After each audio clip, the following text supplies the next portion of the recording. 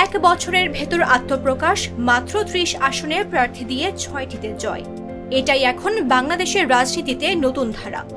জাতীয় নাগরিক পার্টি জামাত নেতৃত্বাধীন ১১ দলীয় জোটের অংশ হিসেবে নির্বাচনে একটি শক্তিশালী উপস্থিতি নিশ্চিত করেছে। ঢাকা ১১ আসনে জয়ী হয়েছেন নাহিদ ইসলাম। কুমিল্লা ৪ থেকে বিজয়ী হয়েছেন হাসনাত আব্দুল্লাহ। নারায়ণগঞ্জ ৪ আসনে জয়ী হয়েছেন আব্দুল্লাহ আল আমিন। রংপুর ৪-এ আখতার হোসেন, কুড়িগ্রাম ২-এ আতিকুর রহমান মুজাহিদ এবং নোয়াখালী ৬-এ আব্দুল হান্নান মাসুদ এনসিপির জয়ের মানচিত্রে নতুন মাত্রা যোগ করেছেন। এই ফলাফল প্রমাণ করে যে দেশের রাজনৈতিক দৃশ্যপটেও তরুণ নেতৃত্বের শক্তি এক গুরুত্বপূর্ণ ভূমিকা রাখতে পারে।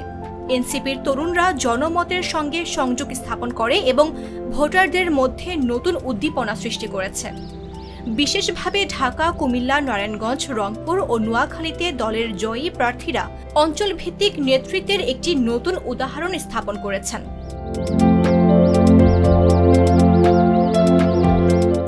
এনসিপির এই জয় শুধু নির্বাচনের সংখ্যা নয়, এটি রাজনৈতিক কৌশল, জনগণের প্রত্যাশার এক যুগান্তকারী মেলবন্ধন। দলটির কৌশলগত নির্বাচনী উপস্থিতি ভবিষ্যতে জাতীয় রাজনীতিতে আরও গুরুত্বপূর্ণ ভূমিকা রাখতে সক্ষম।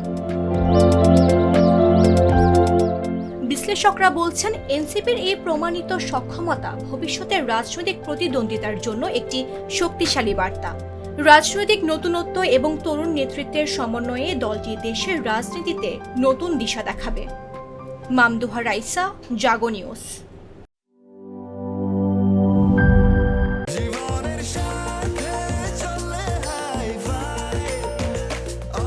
স্বাস্থ্যকর অল টাইম, সব সময় অল টাইম হেলদি লাইফ।